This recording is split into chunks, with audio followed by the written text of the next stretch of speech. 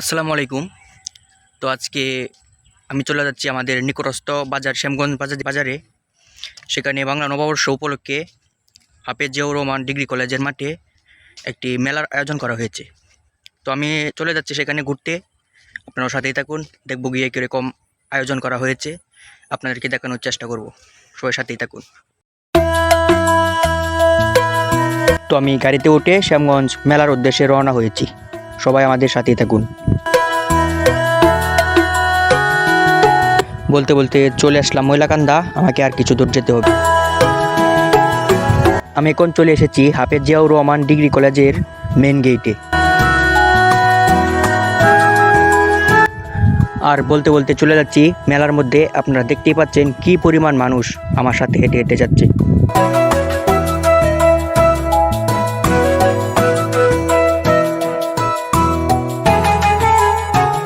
তো এখন মেলার প্রাঙ্গণে চলে এসেছি।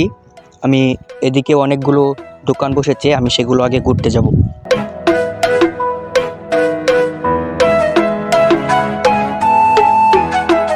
এখানে আছে বিভিন্ন ধরনের দোকান, বাচ্চাদের খেলনা, কসমেটিক সহ নানা ধরনের সমারোহ আছে, নানা ধরনের খাবারের দোকান।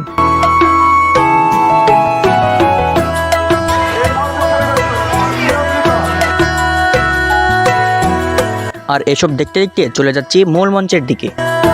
দেখতে পাচ্ছেন ছোট ছোট বাচ্চারা কত খুশি হয়ে নতুন সাজ পোশাক পরে তারা খুশি হয়েছে। এখানে আরও রয়েছে মাটির তৈরি রং বেরঙের নানা ধরনের জিনিস। এগুলো দেখতে সত্যি অসাধারণ লাগে।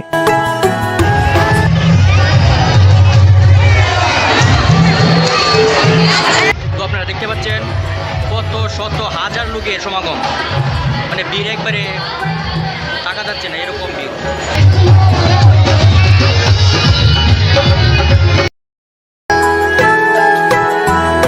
চারিদিকে শুধু মানুষের ভিড় আর আনন্দের ছোঁয়া। লাল সাদা পোশাকের সবাই যেন এক নতুন রঙে রঙিন হয়ে উঠেছে।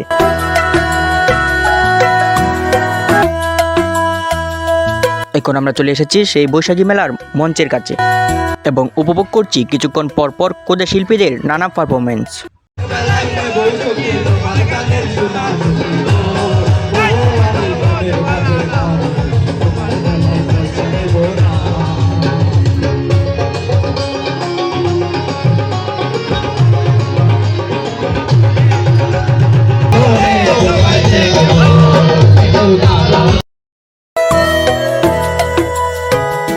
এই মেলাটা শুধু আনন্দ না, এটা আমাদের সংস্কৃতি আর ঐতিহ্য। এটা ধরে রাখার দায়িত্ব আমাদের ও ভবিষ্যৎ প্রজন্মের। কিছুক্ষণ পর পর কুদে শিল্পীরা তাদের পারফরমেন্স দেখাতে লাগলো।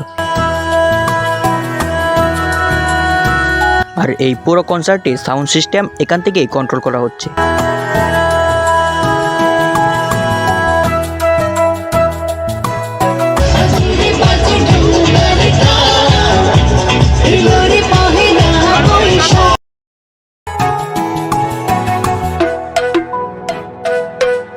ছোট ছোট বাচ্চাদের এই নাচগুলো সত্যিই সবাইকে মাতিয়ে তোলে। তো এ পর্যায়ে আসরের নামাজের জন্য বিরতি দেওয়া হলো।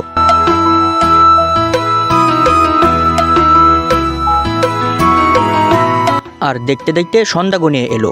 সামনে আছে আরো চমক, সেটা আমরা দেখার অপেক্ষায় রইলাম।